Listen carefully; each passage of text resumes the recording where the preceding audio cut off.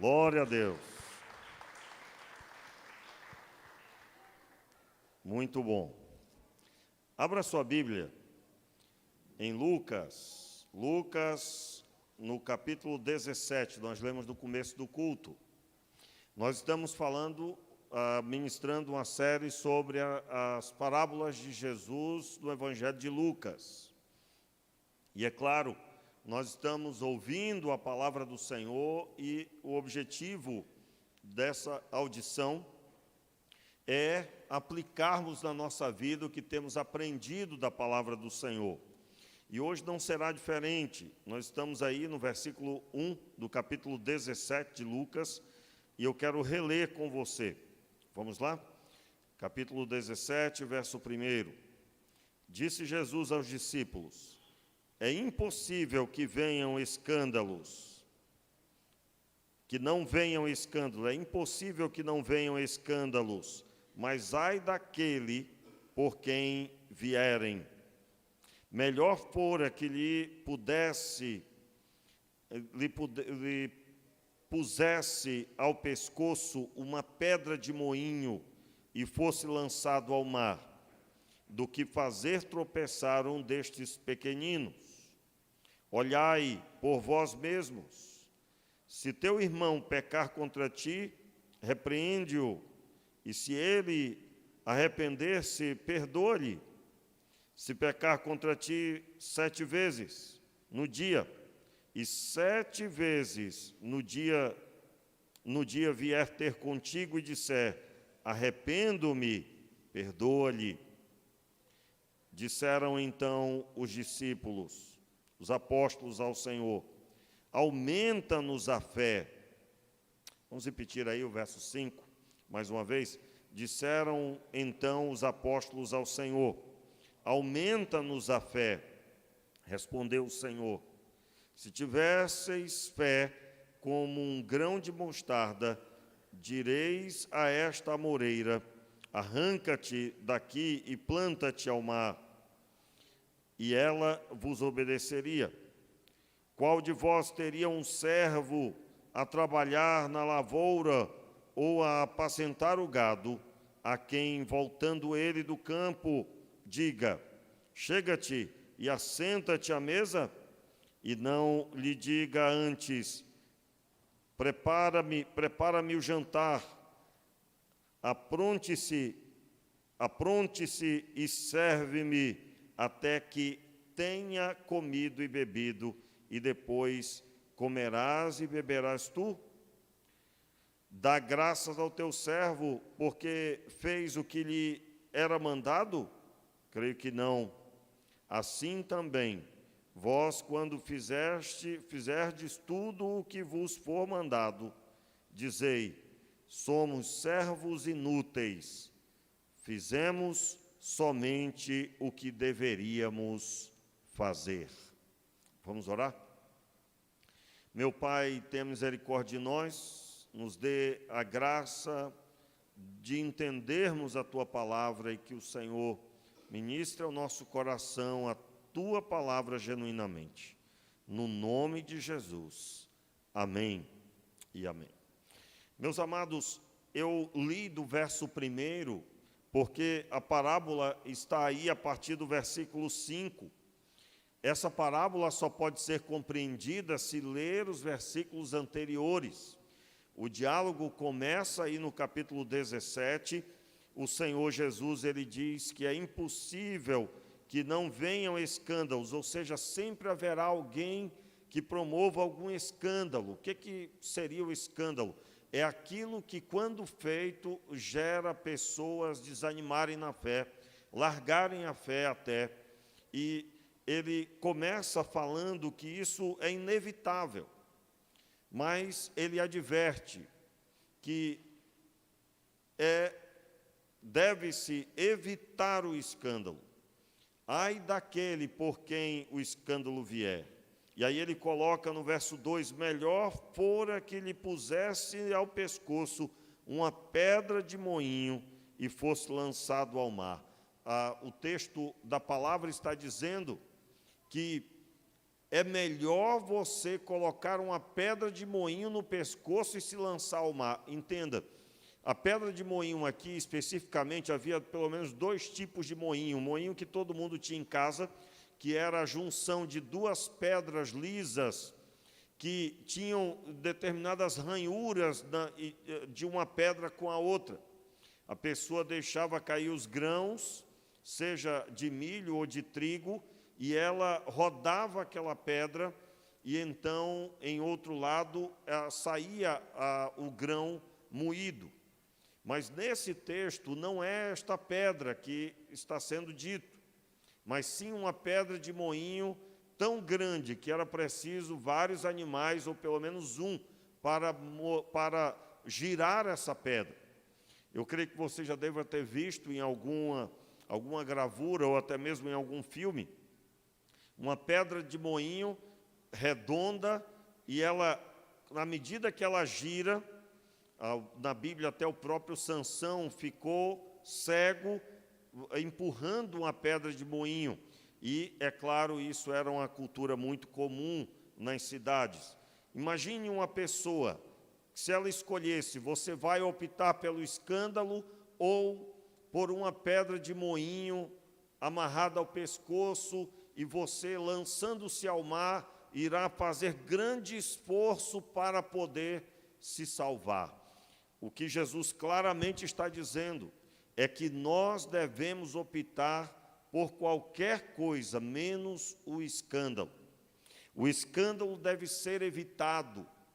Eu vou repetir as palavras, versículo 1. É impossível que não venham escândalos, mas ai de quem vierem.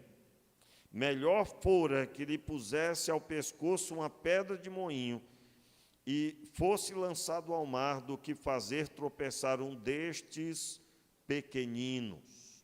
Entenda bem, lá na frente, no versículo 5, veja o que é que os discípulos dizem. Disseram então os apóstolos ao Senhor: aumenta-nos a fé. Por que eles disseram, aumenta-nos a fé?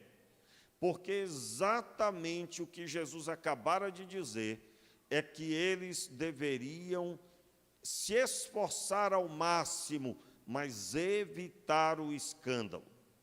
E aí, é claro, meus irmãos, você talvez tenha pergunta, não é? Pastor, como que eu posso evitar o escândalo?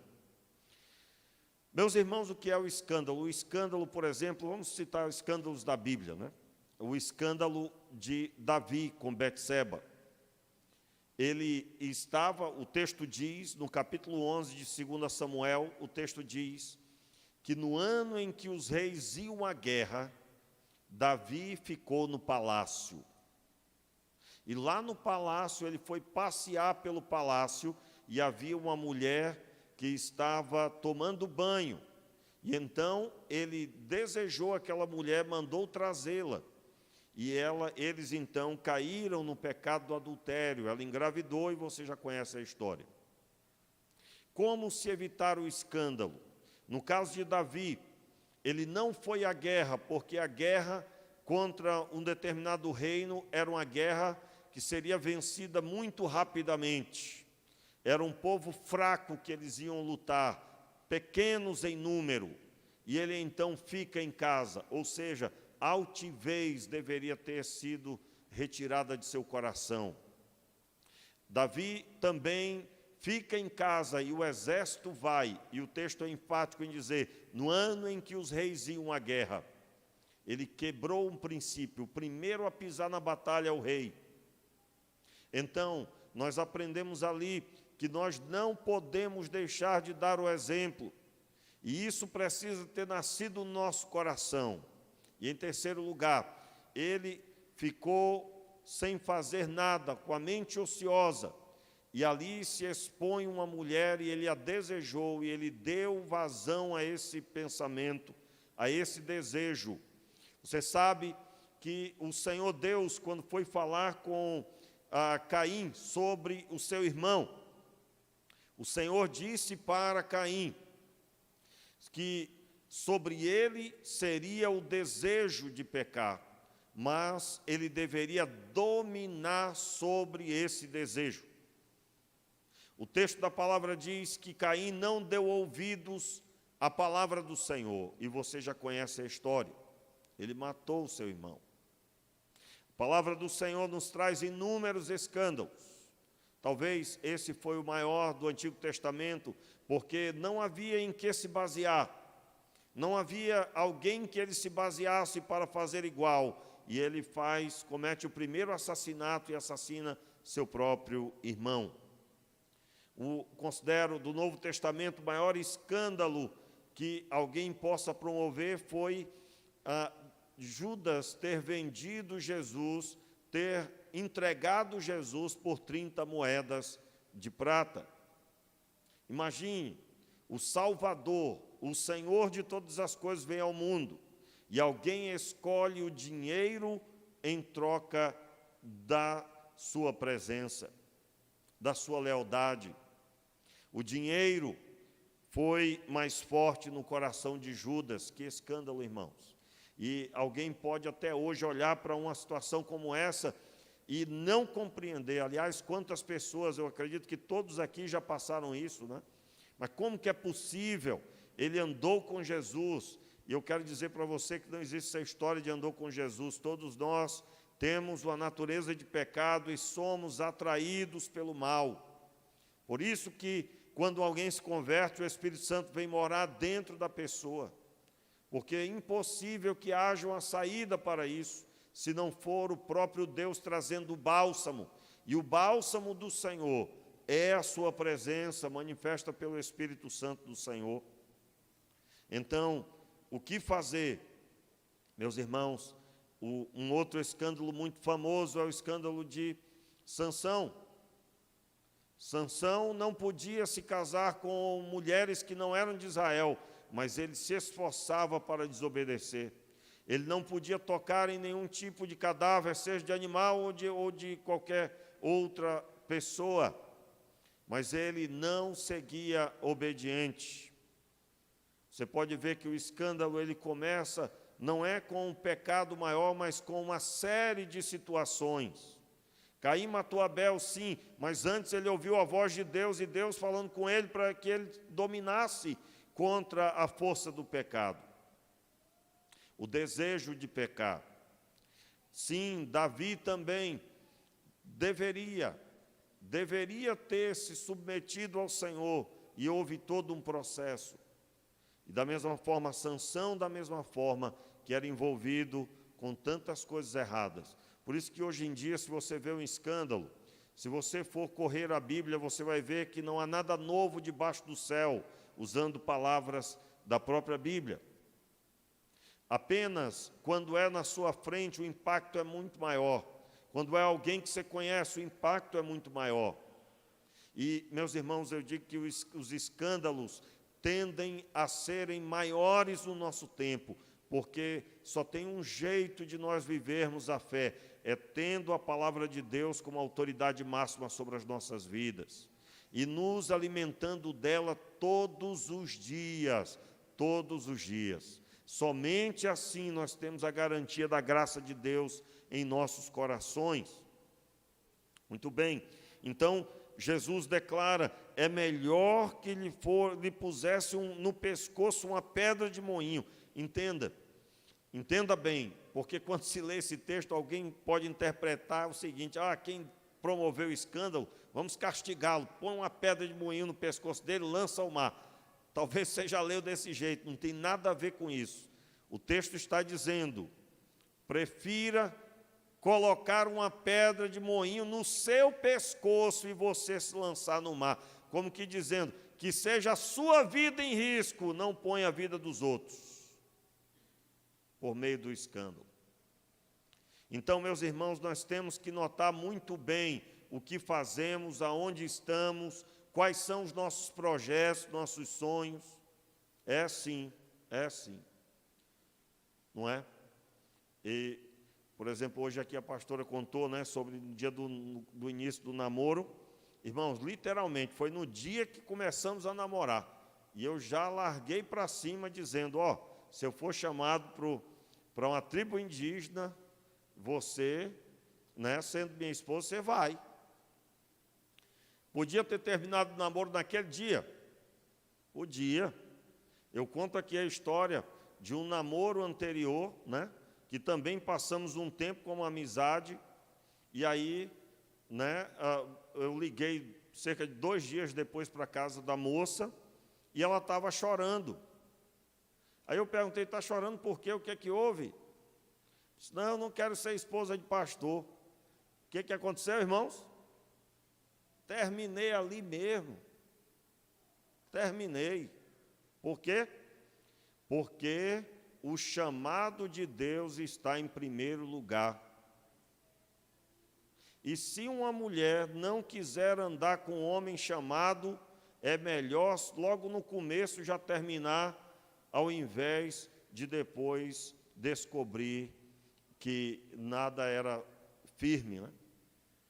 E aí eu quero dizer para você, você que está pensando em namorar ou está namorando, claro, você pode não ser chamado ao ministério pastoral, mas se você, moça, está namorando com um rapaz que não quer nada com a vida, termine logo. Termine logo. Você, moço, se a menina não quer nada com a vida, saia fora, termine o namoro logo, nem comece. Porque você pode não ser chamado ao ministério, mas você é chamado a ser sal e luz do mundo. E só se faz isso com propósito diante do Senhor. Só se faz isso com propósito diante de Deus. Então, o segundo desafio que o Senhor Jesus coloca aos discípulos, que causa eles dizer assim, aumenta-nos a fé. Eu repito, versículo 5, aumenta-nos a fé. Porque eles ouviram que tinha que perdoar sem limite. Olha aqui o versículo 3, olhai por vós mesmos, se o teu irmão pecar contra ti, repreende-o, e se ele se arrepender, perdoa-lhe.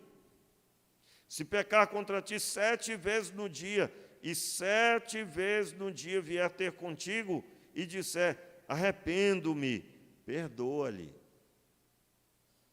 Veja, o texto bíblico lançou aqui 2 desafios para os discípulos, e nós somos discípulos. Esse desafio é para nós. Zelar pela nossa vida espiritual para que não venha escândalo. Zelar por uma vida de oração, uma vida de renúncia, tomando a cruz todos os dias e seguindo a Cristo, crucificando a carne, andando em genuíno caminho. Meus irmãos, a palavra de Deus então convoca os discípulos a perdoarem. Esse trecho da palavra é semelhante ao trecho que Jesus ordena aos discípulos. Aliás, você vai encontrar que é o mesmo texto, né? Mas eu não quero me alongar mais, eu quero lembrar, né? Tem o texto que em outro evangelho diz que deve se perdoar 70 vezes 7. Ou seja, qual é o objetivo dessa fala? Jesus está dizendo, não há limite para o perdão. E agora, veja bem, aumenta-nos a fé. O que os discípulos estavam dizendo? Senhor, isso aí que o Senhor está pedindo, isso é muito difícil. Você veja que não mudou a época, só mudou a época, aliás, o ser humano é o mesmo. Até hoje você encontra as pessoas colocando dificuldade para perdoar. Não é? Tem que ter uma fé enorme. Não é? Já viu aquela pessoa mansa, que aguenta, aí alguém chega e diz, rapaz, você aguenta demais, né? Você aguenta demais. Olha, eu queria era ter um pouco dessa tranquilidade. Meus irmãos, isso não é novo. O texto diz que eles pedem para que a fé deles aumente. Nós precisamos de uma fé grande. Nós precisamos de uma fé forte. Porque, olha, para conseguir escolher, sofrer o dano para não ter o escândalo. Para conseguir escolher, irmãos, o ser humano está sempre procurando o que é melhor para ele. Você acha que a pessoa vai escolher a pedra de moinho no pescoço? Você acha? É o que Jesus disse que era para escolher. Por isso, meus irmãos, que o Senhor Deus espera ouvir de nós a oração, nos entregando a Ele, dizendo a Ele que se Ele não nos ajudar, nós não temos como. E da mesma forma, meus irmãos, o perdão é para ser algo a ser destinado. Olha só a resposta de Jesus. Aqui vem a solução, né? Que pena que muitas vezes é tão mal interpretado, né? Respondeu o Senhor. O que Jesus respondeu, irmãos? Se tiverdes fé, como um grão de mostarda, direis a esta moreira, arranca-te daqui, planta-te ao mar, e ela vos obedeceria. Veja bem, o texto bíblico está dizendo que a menor semente é suficiente para comparar o tamanho da fé. Como assim? Meus irmãos, até hoje você encontra alguém que vai dizer assim, olha, eu não consegui perdoar ainda porque eu acredito que vai dar um trovão, eu vou flutuar uma hora dessa, eu vou sentir o poder de Deus tão forte, mas tão forte que eu vou conseguir perdoar.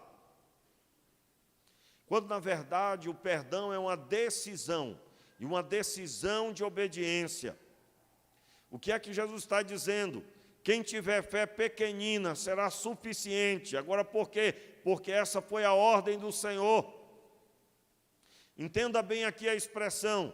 Se você tiver fé do tamanho de um grão de mostarda, esta será suficiente. Eu quero dizer para vocês aqui nessa noite, irmãos, que o perdão é uma das principais, por que não dizer a principal atitude no cristianismo. Por quê? Porque é por causa do perdão que nós estamos aqui. Perdão de Deus na nossa vida. Confessa aí para mim, não precisa se manifestar não, por favor, né? Mas confesse para mim, quantas vezes você não se perdoou, mas Deus te perdoou? Fala aí. Eu acredito que não foram poucas vezes que você teve que se perdoar, e esse era o único problema, porque Deus já tinha te perdoado. Eu já encontrei muita gente, irmãos, que o problema da pessoa é que ela não se perdoou. Já tinha pedido perdão a Deus, mas a pessoa carregava com ela aquele peso da falta de perdão. Eu digo a você, você lembra quando o Senhor te mostrou que Ele te perdoou? E isso teve um impacto na sua vida, que você se automaticamente perdoou a si mesmo. Porque se Deus, que é maior do que você, liberou perdão, quanto mais você deve perdoar a si mesmo. Agora, por que somos assim? Porque nós achamos que determinadas coisas são coisas pesadas demais, até mesmo para nós mesmos perdoar a nós mesmos. Isso gera depressão e daí para frente. E aí, meus irmãos, o que é que Jesus está dizendo? Vocês sabem qual é o tamanho da fé que vocês têm que ter? Do tamanho de um grão de mostarda. Por quê? Porque o que ele estava requerendo era a vontade de Deus. A vontade de Deus é boa, perfeita e agradável, irmãos. Quem coloca empecilhos somos nós. Quem coloca dificuldade somos nós. Qual o tamanho da fé para conseguir não promover escândalo e não deixar de perdoar? Do tamanho de um grão de mostarda. Aí vem o final, não é? Vem o final do versículo. Direis, se tiverdes fé como do tamanho de um grão de mostarda, direis a esta moreira, arranca-te daqui, planta-te ao mar, e planta-te no mar, e ela vos obedeceria. Veja bem, o texto está dizendo que se for da vontade de Deus que esta planta ou aquela seja arrancada daqui e vá para aquele lado, para cá ou para acolá, não é preciso algo muito maior do que um grão de mostarda. Por quê? Porque, meus irmãos, quem colocou, aumenta-nos a nossa fé, foi os discípulos, não foi Jesus. Você está entendendo? Veja bem, somos nós que atribuímos o tamanho da fé. Até hoje é assim, até hoje é desse jeito. Rapaz, aí é demais para mim, rapaz, Deus ainda tem que transformar muito a minha vida, né? Dependendo, a pessoa olha para o apóstolo Paulo, as coisas que ele passou, e ela diz assim, rapaz, não tem futuro para mim não, isso aqui, ó, não aguenta metade, não é? Não aguenta metade. Então, nós estamos diante de um texto, irmãos, com muito desafio. Por quê? Porque nós temos que parar de dizer que eu tenho que ter uma fé grande para coisas normais para a nossa vida. Meus irmãos, tem que ser normal para nós cultivarmos uma vida de santidade, portanto, livres de escândalo. É para ser normal para nós caminharmos liberando perdão sobre as pessoas, porque eu sou fruto do perdão. Ele me perdoou na cruz do Calvário, Ele recebeu os meus pecados e eu fui liberado, absolvido dos meus pecados. Portanto, pare de colocar que tem que ser uma fé grande e simplesmente obedeça. Obedeça. Eu me lembro, irmãos, de uma congregação que eu ia, ponto de pregação, né? E o pastor Alexandre, na época do seminário, ele disse, olha, você vai lá toda terça-feira e vai reunir o pessoal e vai pregar e vai fazer o culto, né? E eu ia toda terça-feira. E ali era um ponto de pregação que viria a se tornar igreja. Eu disse, pastor, o que o senhor está buscando aí mesmo? Não, é um ponto de pregação por enquanto, mas quem sabe vai se tornar igreja. Irmãos, eu comecei a ir toda terça-feira, toda terça, e eu estava ali empenhado, né? Era a minha tarefa como seminarista, toda terça. Aí, beleza. Irmãos, mas um dia, uma irmã chegou e começou a dizer, olha, eu notei que você, meu irmão, está muito empolgado, muito animado, mas eu quero que você saiba que aqui é só um ponto de pregação. Aí eu digo, minha irmã, eu aonde me mandar, eu vou pregar como se fosse uma multidão, eu vou pregar como se fosse ali o lugar que Deus vai fazer milagre. Eu não estava entendendo bem aquilo, né? Aí, irmãos, era um lugar muito difícil, mas eu não vou colocar empecilho em nada que Deus me mande fazer. E eu entendo que quando um pastor diz para uma ovelha, preciso que você me ajude nisso aqui, pelo menos é o que eu entendo para mim, quando eu estava nessa condição. E eu levava a risca. Mas, irmãos, a irmãzinha trabalhou para me desanimar e para colocar empecilho. Teve uma hora que eu digo, minha irmã, se Deus disser para mim assim, você vai para lá porque eu tenho uma obra para fazer. Eu vou e não importa os empecilhos que tenha. Porque o que Deus manda fazer é algo leve, porque é obedecer a Deus. Difícil, irmãos, é desobedecer. Então, hoje eu quero dizer para você aqui, preste bem atenção, existe um problema que nós temos que resolver. Até hoje os discípulos de Jesus ficam colocando que para determinadas coisas que o Senhor requer de nós, tem que haver uma fé grande. E a resposta de Deus para nós é que para obedecer a Deus, basta ter fé. Quando você diz, aumenta-nos a fé, você está dizendo, isso aí é demais para mim. Eu quero dizer para você que fé extraordinária teve o Senhor Jesus para morrer por nós em pleno andamento dos nossos pecados. Nós não tínhamos deixado de pecar, estávamos em pleno andamento do pecado, e ainda assim Ele nos deu a sua vida em nosso lugar. Diz a palavra de Deus em Romanos 5,8, Deus prova o seu amor para conosco em que Cristo morreu por nós, sendo nós ainda pecadores. Então, que nós possamos arregaçar as nossas mangas e trabalhar a fio, cumprindo a vontade de Deus. Qual é a vontade de Deus? Não promova escândalo. Olha só, meu irmão, você pai, você mãe, você tem uma obra para fazer, ser um homem de Deus, uma mulher de Deus, de forma que seus filhos vejam em você uma pessoa cheia do Espírito Santo. Por quê?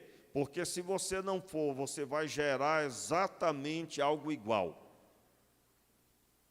Isso é algo de se escandalizar. Como assim? Porque de onde surgiu uma pessoa, aonde Deus salvou, Ele salvou para uma obra completa, Ele não chamou você para viver uma vida mediana cristã. Portanto, viva o Evangelho, viva a fé e seja instrumento de Deus na vida das pessoas. Para encerrar, meus irmãos, o versículo 7, o Senhor diz, Ele conta a parábola, e finalmente a parábola: qual de vós terá um servo a trabalhar na lavoura ou apacentar o gado, a quem, voltando ele do campo, diga: chega-te, assenta-te à mesa, e não lhe diga antes: prepara-me o jantar e apronte-se e serve-me até que tenha comido e bebido, e depois comerá e beberá tu. Dá graças ao teu servo, porque fez o que lhe foi mandado. Creio que não. Você, em outras palavras, você vai agradecer ao servo porque ele fez o que era o seu trabalho? É isso? Não, não. Entenda, o que Jesus está contando na parábola é que dar testemunho e perdoar as pessoas é nada mais, nada menos do que o combinado. Então, você, quando perdoar alguém, não queira holofotes. Não, não, não. Porque isso é o corriqueiro. E quando perguntarem assim: mas como que você perdoou tão facilmente? Aí você vai falar do tamanho do seu pecado e como o Senhor Jesus, com sangue, perdoou você. Você, quando estiver dando testemunho, e alguém disser: olha, que testemunho maravilhoso você dá. Eu digo: meu irmão, eu não sou melhor do que ninguém aqui. Eu estou só fazendo o que é corriqueiro. Por quê? Porque testemunho mesmo foi o meu Senhor que deu. Ah, foi. Ele deu testemunho. Ele testemunhou que o Pai nos ama e que o Espírito Santo iria morar em nós. Meu irmão, em nome de Jesus, o que Jesus está dizendo: pare de falar em fé grande. Simplesmente você precisa ter fé. E a fé de que Jesus já fez todas as coisas, e você agora só precisa reproduzir o que Ele fez. O que foi que Ele fez? Ele deu testemunho até o fim. Ele não escandalizou quando lhe ofereceram espinhos. Ele não escandalizou quando lhe deram chicotadas. Ele não deu escândalo algum quando lhe deram pregos nas mãos e nos pés. Portanto, quando você estiver dando testemunho, pode crer, meu irmão, diga aí no seu coração: eu estou fazendo somente o que foi mandado. Somente o que foi mandado. Não há nada de mais do que eu estou fazendo. Meus irmãos, esse texto carrega os dois princípios que todo crente tem que ter: andar em santidade e liberar perdão sobre a vida das pessoas. Eu quero convidar você à oração nessa hora. Fique de pé no seu lugar.